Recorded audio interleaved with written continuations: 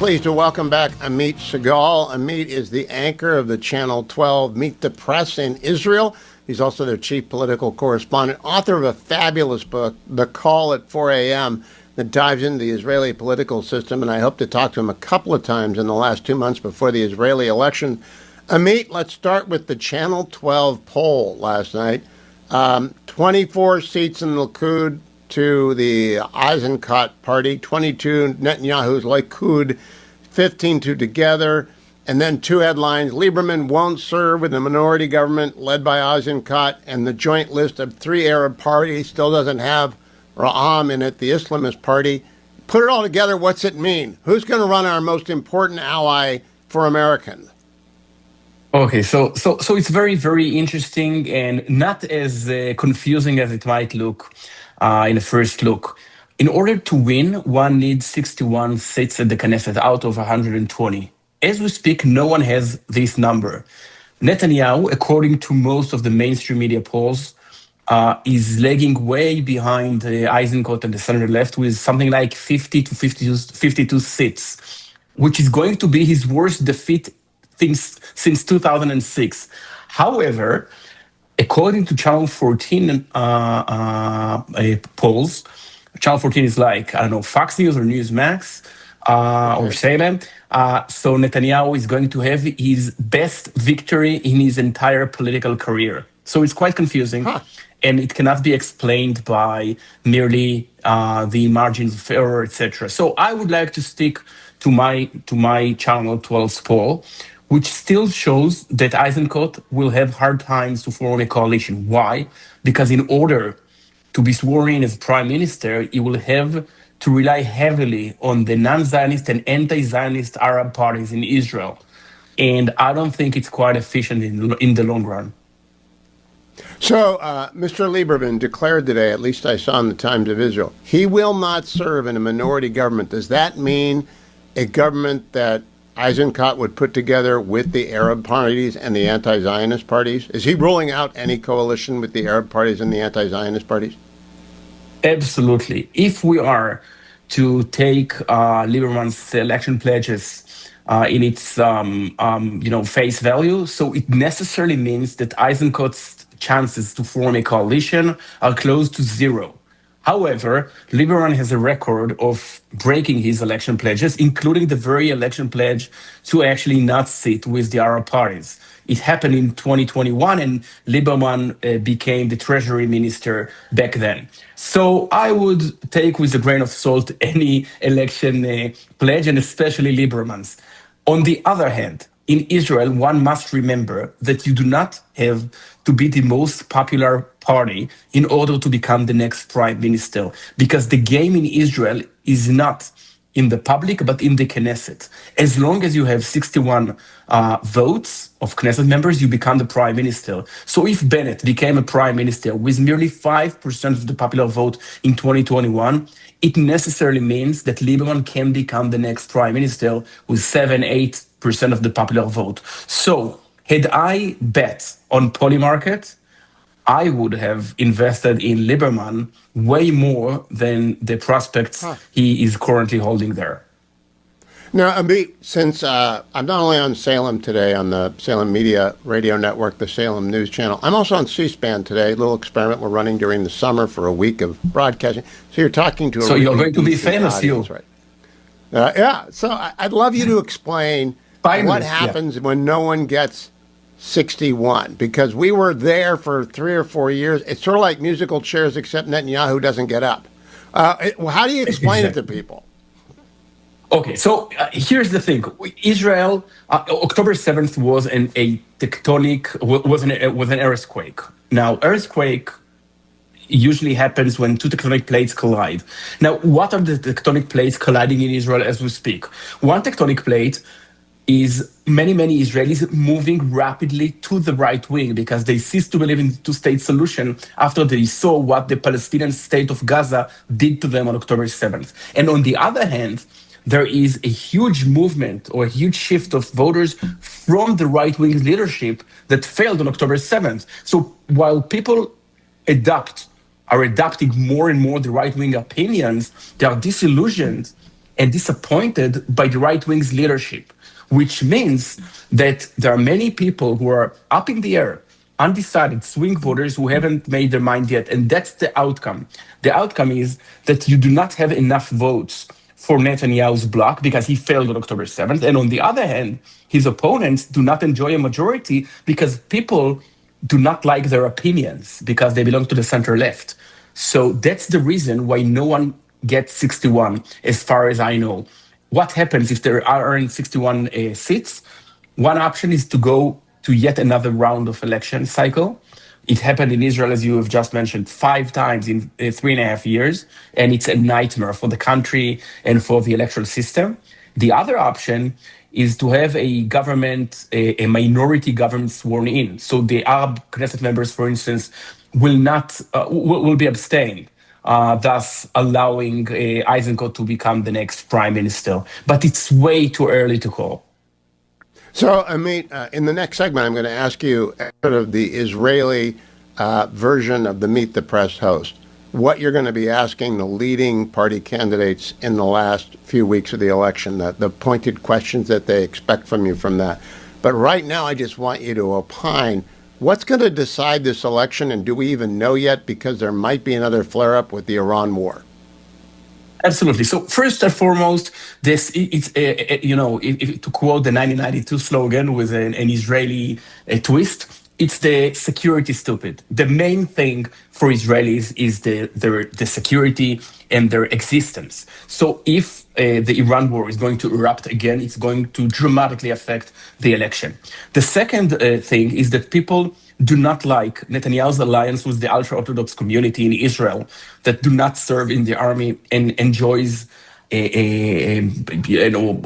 heavy subsidies, heavy government subsidies. On the other hand, people do not want to base their coalition on anti-Zionist Arab parties. So I would say 3 things. 1, Iran.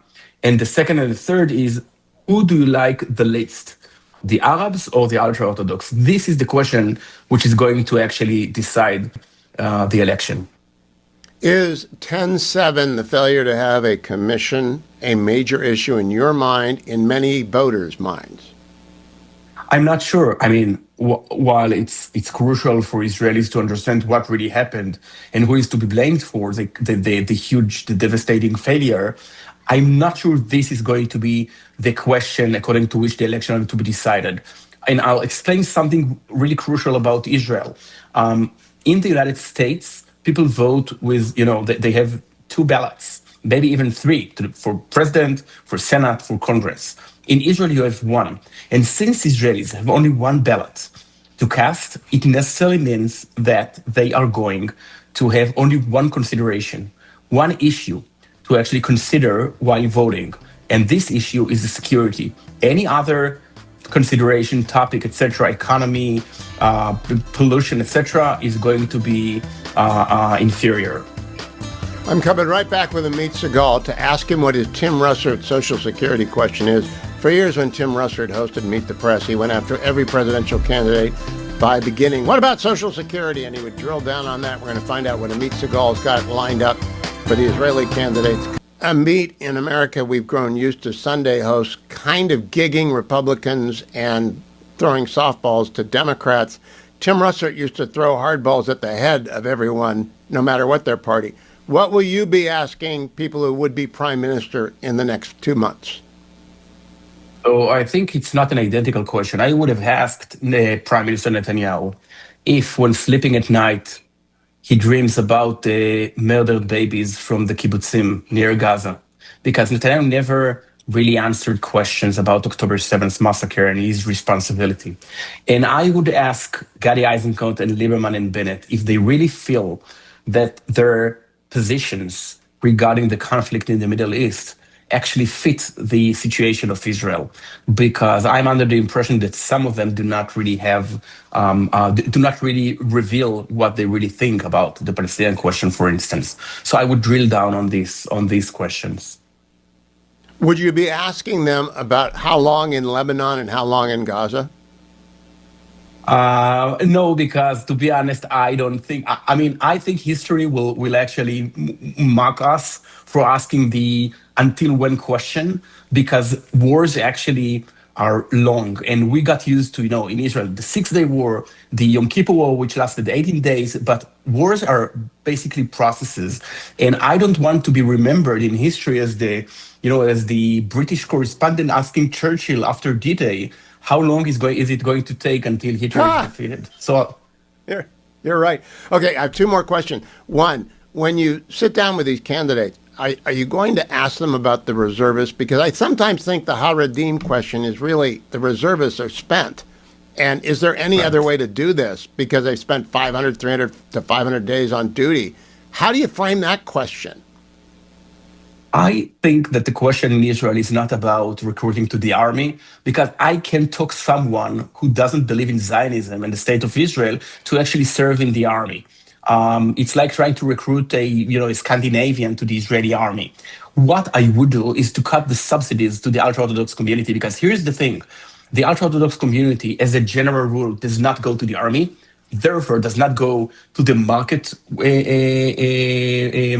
to the labor market, and hence is heavily subsidized by the government. So the taxpayers actually pay twice. They go to the army and they pay taxes, and those taxes are funding those who do not go to the army. So all I would do is to cut the subsidies. I'll give you an example. I live in Jerusalem, and I pay, I think, the highest amount of municipal taxes in Israel. Why? Because we have a very large proportion of an ultra-Orthodox community.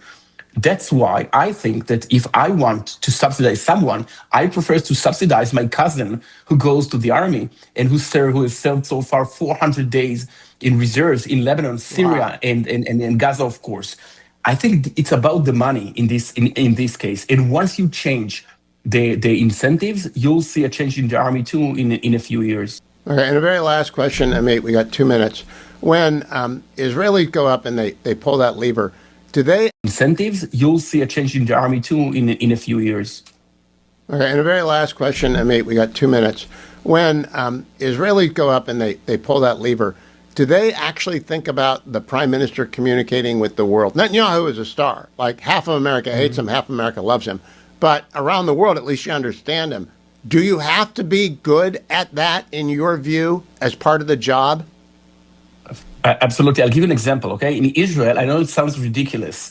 The level of English of English speaking is crucial for voters. I can tell you about many candidates who actually collapsed and crashed in the polls after having their very lame English public appearances aired on television. So this is very crucial for Israelis, and Netanyahu is, masters English even better than his Hebrew. Second thing is he is Mr. Diplomacy.